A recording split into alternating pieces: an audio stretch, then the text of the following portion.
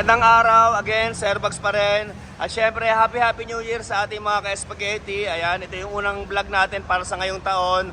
Ayan, update na muna tayo ng ating mga available unit. Pero sa ngayon, puro 7-seater lang muna yung mga ipapakita natin dahil yun yung marami nating dumating.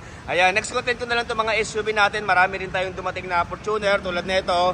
At mga brand new condition na Nissan Terra, Ford Everest, at iba pang mga SUV. Pero next content ko na lang, okay? Pero syempre, kung bago ka pa lang dito sa aking vlog, ayan, sana huwag kalimutan na mag-like at subscribe kung sa YouTube ka nanonood. At kung sa Facebook naman, sana, ayan, papollow na rin ako. Okay, so, start na natin ito agad. Siyempre, let's go! So, ito, first unit natin. Ayan, para sa naghahanap ng brand new condition na 7-seater. So, ito, available natin. 2024 model. Ayan, Stargazer ng Hyundai GLS Premium, top of the line, automatic transmission. Ayan, kulay black. Okay, ang asking dito ay 888,000. So yan, at isang mabilis na ikot lang. Number 3 yung kanyang coding. At syempre, kita mo naman, oh, fresh original paint pa yung ating Stargazer. 1.5 gas engine. So ito yung kanyang mags. Yan, nakatuton. Syempre, makakapal pa yung kanyang mga gulong.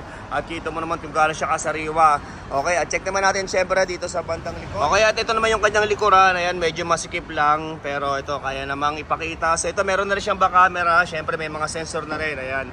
At dito naman tayo sa kabilang side. Ayan. Sa mga magpapa-schedule for viewing, sabihin nyo ako ahead of time or one day before, syempre. Ayan, para ma-update ko kayo kung available pa yung unit bago. Syempre, interior naman tayo. Okay, so ito yung kanyang loob. Ayan, 22,241 yung kanyang saktong mileage at amoy bago pa siya, guys. At ayan, naka-leather seat lahat ng kanyang mga upuan. Syempre, meron na ring armrest. Okay, at push start button, yan, dahil top of the line, okay? At ito naman yung kanyang mga upuan sa bandang likuran. So ito, naka-leather seat din. At syempre, naka-captain seat na rin siya. At sa mga gusto mag-charge ng cellphone, meron tayong USB na saksakan dito. Okay, sa may gusto, syempre, sabihan mo na lang. Okay, so ayan, ulitin ko, 2024 model, Hyundai Stargazer GLS Premium, automatic transmission, top of the line, 1.5 gas engine, brand new condition, kulay black. Okay, 888,000 ang asking. 888,000 na syempre. Open tayo sa financing, cash, and trade-in. Okay, so next po naman ay kamukha ng Expander. Ito, mas mura sa Expander. 2024 model. Ayan, Nissan Livina, 1.5 PE, automatic transmission, gas engine, siyempre 7-seater din, kulay silver. Ayan, bigay ko na lang ito ng mura, 758,000 na lang at kasama na rin ito siyempre ang transfer of ownership. Okay, so ito number 1 yung kanyang coding at ayan, medyo malikabuk lang dahil ginamit ko kasi ito.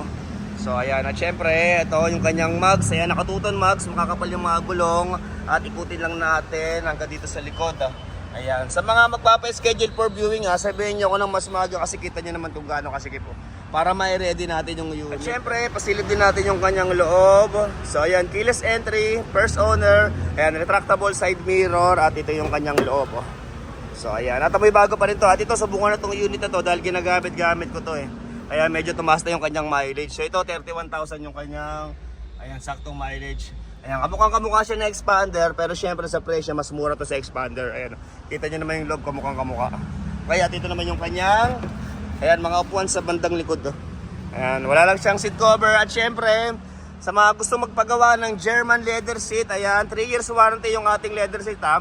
Ayan, mag-message kayo sa akin sa mga design at price. I-chat nyo na lang ako dito mismo sa aking messenger. Okay, so ayan, ulitin ko, 2024 model, Nissan Livina, 1.5 PE, automatic transmission, gas engine, first owner, kulay silver. Ayan, 758,000 at kasama na rin doon ang transfer of ownership. Okay, so okay, at ito, next unit natin. Ayan, kung kanina kamukha ng Expander itong Livina, itong next natin, Expander na mismo. So ito, 2025 model. Ayan, Mitsubishi Expander 1.5 GLX, automatic transmission, kulay gray at mas mababa pa yung mileage nito kasi sa Livina. Ayan, 7-seater din. 898,000 naman ang asking ko rito. 898,000, syempre negotiable pa naman yon basta mga solid kay spaghetti natin. Okay, so isang mabilis na ikot lang. So ito, number 9 yung kanyang coding. Ayan, napakasariwa pa, napakakintab pa ng ating Expander. Syempre ganun din, nakatuton mags. Ayan, makakapal ang mga gulong. At ito naman yung kanyang likuran. Okay, so siyempre silipin din natin yung okay, at ito naman yung loob ng ating Expander. Ayan, 10,000 yung kanyang saktong mileage. Wala lang din siyang seat cover. Ayan, yung kanyang monitor naka-plastic pa at amoy bago pa to. Ayan, sa may gusto. Siyempre, para sa sample quotation for financing, i-direct message nyo ako sa aking messenger. Ayan, sa Sir Bugs. Ayan, sa Facebook, i-type nyo lang sa mga Facebook nyo, Sir Bugs, yung naka number 8 na Sando. Okay, so ayan, ulitin ko, 2025 model, Mitsubishi Expander 1.5 GLX. Ayan, automatic transmission, kulay gray, 7-seater, first owner, ayan, 10,000 mileage only.